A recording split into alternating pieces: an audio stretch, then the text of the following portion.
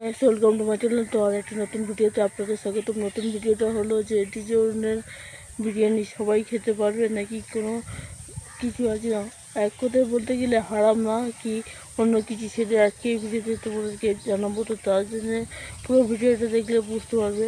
যেমন আমেরিকান দাদা নিজে বলে দিয়েছিল যে আমার বিরিয়ানি অনেকে খেতে পারবে না, এটা হালাল নয়।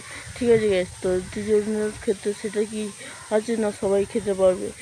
তো দেখা গেছে ডিজে অরুণদা এই নিয়ে কোনো কোনো কথাবার্তা কিছু বলে না, কিন্তু ডিজে অরুণদার বিয়েটা খুবই ভালো এবং এমনকি সবাই খাচ্ছে।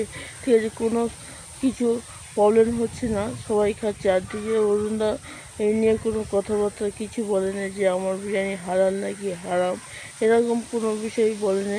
যেহেতু বলে না, তাহলে আমরা বুঝে নিতে পারি যে এই বিরিয়ানিটা আসলেই সবাই খেতে পারবে। আর খুব ভালো হচ্ছে বিরিয়ানিটা, নাকি খুব ভালো হচ্ছে, খুব সুন্দর হচ্ছে। এমনকি কলকাতা স্টাইল বিরিয়ানি করছে। ঠিক আছে গ্যাস, তো এই কলকাতা স্টাইল বিরিয়ানিটা আমার কাছে তো বিশেষ করে ভালো লাগে, যেহেতু এতে পেঁয়াজের বেরেস্তাটা একটু বেশি থাকে এবং আলুর স্বাদটা আলাদা। আলুটা সিদ্ধ করে তারপরে দেওয়া হয়, একদমই ভাজে না। তো আমি বলবো ডিজেরুন্দার বিরিয়ানি, যেহেতু ডিজেরুন্দা কিছু বলেনি, তাহলে ডিজেরুন্দার বিরিয়ানিটা খাওয়াই যেতে পারে। ঠিক আছে গ্যাস, তো সকলে আমি বলবো সবাই খাবে, এমন কোনো অসুবিধা হবে না। যদি অসুবিধা হতো তাহলে ডিজেরুন্দা এই নিয়ে বলে দিত আগে ভাগে যে আমার বিরিয়ানিটা কিছু মানুষ খেতে পারবে না। তো যাই হোক, আমি ডিজেরুন্দা কী করছি না করছি সেটা তো বলেনি।